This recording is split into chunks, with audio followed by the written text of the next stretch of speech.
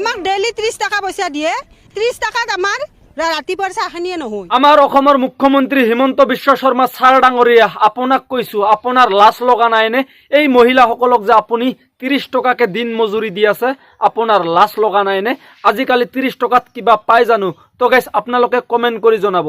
আমাৰ ল'ৰা ছোৱালী আমাৰ ভাল কলেজত ভাল স্কুলত পঢ়াবৰ আমাৰ মন নাই নেকি?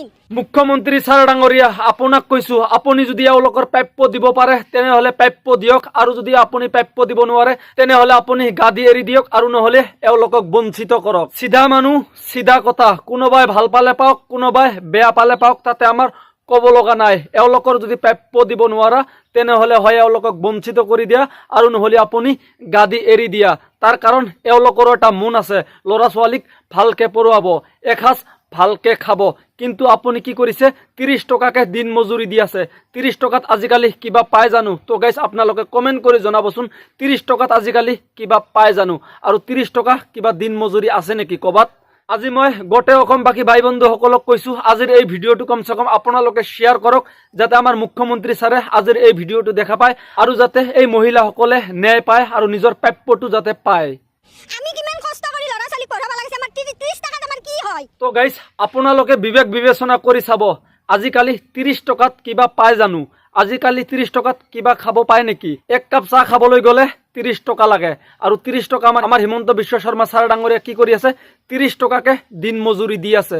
মুখ্যমন্ত্ৰী ছাৰ ডাঙৰীয়া আপোনাক কৈছো আপুনি যদি এওঁলোকৰ প্ৰাপ্য দিব পাৰে প্ৰাপ্য দিয়ক আৰু যদি আপুনি প্ৰাপ্য দিব নোৱাৰে আপুনি চিধা চিধি কৈ দিয়ক, কিন্তু আপুনি আনৰ জীৱনক লৈ আপুনি হেতালি নেখেলিব।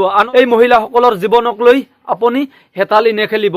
আমি যদি এখন দোকানতো ঝাড়ু দিয়াৰ কাৰণে যাও আমি যেখিনি কাম কৰি দিম সেইখিনি কামত আমাৰ সন্তুষ্ট হৈ আমাক 200 কৰি টকা দিব দিনটোত। তো গাইস আপোনালোকে জানে এই মহিলাসকলে কিমান দুখ কষ্ট কৰি আজি ল'ৰা ছোৱালীক পঢ়ুৱাই আছে, আজি ল'ৰা ছোৱালীক পোহপাল দি আছে। 30 টকাকে আমাৰ মুখ্যমন্ত্ৰী ছাৰে দি আছে। 30 টকা দি এই ল'ৰা ছোৱালীক পোহপাল দি আছে আৰু 30 টকা দি এই ল'ৰা ছোৱালীক পঢ়ুৱাই আছে, কিমান কষ্টৰে দিন পাৰ কৰি আছে আৰু আমাৰ মুখ্যমন্ত্ৰী ছাৰে এওঁলোকক 30 টকাকে দি আছে। আজি যদি এই মহিলাসকলে বেলেগৰো কাম কৰিল হয় কমসে কম 300 টকা এটা দিলে হয় আৰু দিনটো আপোনাৰ স্কুলতে কাম কৰি আপুনি কি কৰে 30 টকাকে দিন মজুৰি দি আছে। আপোনাৰ লাজ লগা নাইনে?